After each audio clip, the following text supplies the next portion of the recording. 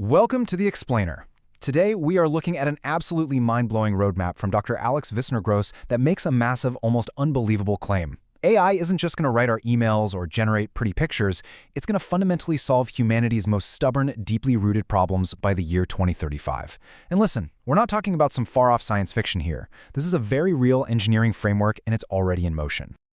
Okay, let's dive into this. We've got a fascinating intellectual roadmap to guide us today. First, we'll cover the era of bulk solving. Second, the L0 to L5 AI maturity ladder. Third, a timeline to 2035. Fourth, accelerating humanity's moonshots. And finally, how AI actually enters our physical world. All right, Section 1, the era of bulk solving, from artisanal to industrial. For literally all of human history, scientific discovery has been this incredibly slow, painstaking manual process. But we are entering a totally new paradigm called bulk solving. Think of it this way. A field is essentially bulk solved when we can just scalably pour computing power into a problem and pretty much guarantee a solution is going to pop out the other side. It completely transforms discovery from a slow human bottleneck into a highly predictable, pure compute-bound equation. Now, what's really interesting about this slide is the sheer contrast. Just think about it. For centuries, a brilliant mathematician would spot some abstract pattern, form a conjecture, and then we'd wait, sometimes for hundreds of years, like with Fermat's last theorem, for an artisanal, human-led solution to be pieced together by experts. Bulk solving just completely replaces that whole waiting game with an industrialized, totally predictable assembly line of AI outputs that can solve entire disciplines all at once. You know, it's super tempting to think, well, humans will forever be needed to at least figure out what problems to solve in the first place, right? But this roadmap suggests otherwise. AI is going to uncover the hidden doors and the mysterious patterns we humans haven't even noticed yet. Problem identification is going to be industrialized right alongside problem resolution.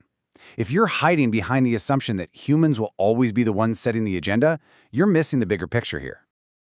Let's move to Section 2 and see how this builds. The L0 to L5 ladder, measuring AI maturity. So, to judge exactly how close any given industry is to being completely bulk solved, we use this 6-stage ladder. At L0, the field is just a messy muddle of human intuition. At L1, we finally get some measurable benchmarks and scoreboards. L2 introduces repeatable checklists where AI starts suggesting templates. By L3, AI is really doing the tedious grunt work, while humans just step in to manage the rare exceptions. L4 is full industrialization. You completely stop paying for human labor and start paying strictly for AI outputs. And finally, at L5, the field is totally solved. It's entirely compute-bound, requiring zero human genius to operate. And this brilliantly illustrates what it looks like when a field has successfully reached the absolute top of the ladder. Gene sequencing. It used to be this artisanal, multi-billion-dollar, multi-year endeavor, but today, it sits incredibly comfortably at L5. You literally put a swab in a tube, pay $100, and a highly standardized, commoditized machine spits out your entire genome. Human intelligence has been completely, 100% removed from the loop.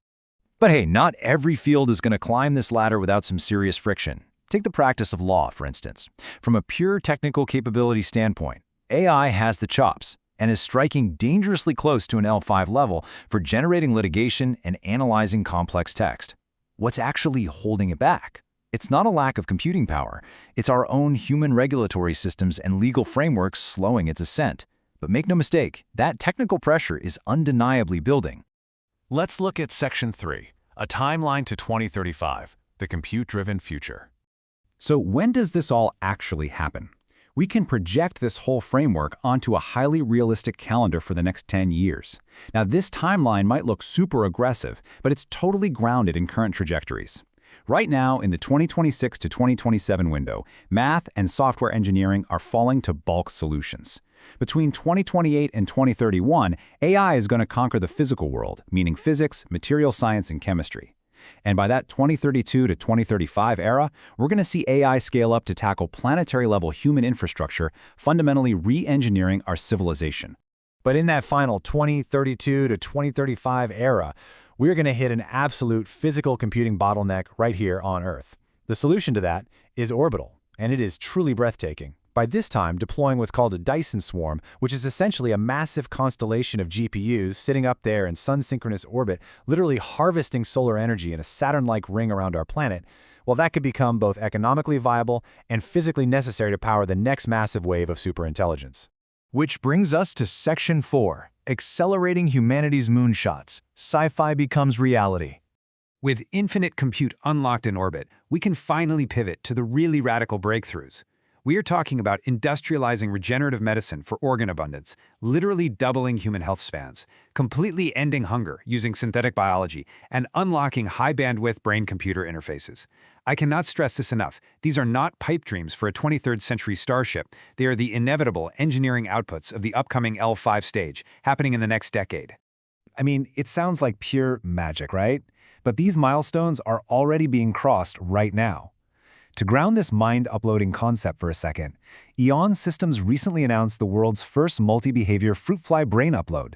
Yes, you heard that right. We are already at the stage where a living bug's mind is being uploaded, practically demonstrating the underlying technology and inching us ever closer to actual human applications. Let me pose this directly to you. What happens when we can finally talk to animals? Seriously, think about it. If AI completely decodes the languages of dogs, whales, and primates, our relationship with nature changes forever.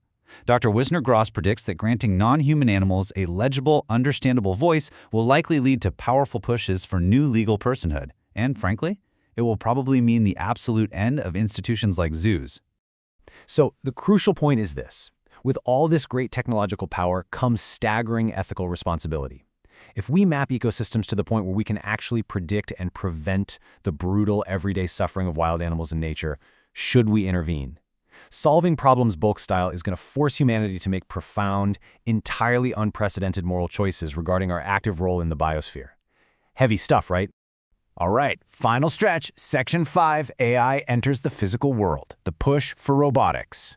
Eventually, all of this code, all these brain-computer interfaces and all those orbital GPUs, they have to actually interact with physical reality. The software needs a body.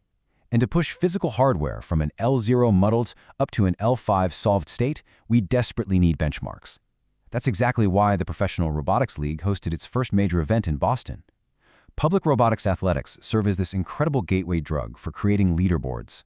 By making robots compete in the real, physical world, we generate the exact data and competitive drive needed to bulk solve the physical challenges of movement and automation.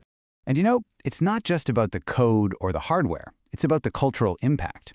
At that Boston robot race, there was a young child watching these machines compete who simply said, "I bet I could design better robots. I want to be an engineer when I grow up." That right there perfectly captures the profound human inspiration that happens when we pull AI out of abstract data centers and bring it directly into our physical, everyday world. It completely ignites a whole new generation of builders. We are literally standing on the edge of an industrialized renaissance. The tools are actively being built. The compute is scaling like crazy, and that ladder to L5 is crystal clear. So, as AI transitions from bulk solving abstract math equations to actually navigating and manipulating our physical reality, what grand challenge will you task it to solve first? Thank you so much for joining this explainer. Keep questioning, keep learning, and absolutely stay curious about our rapidly approaching future.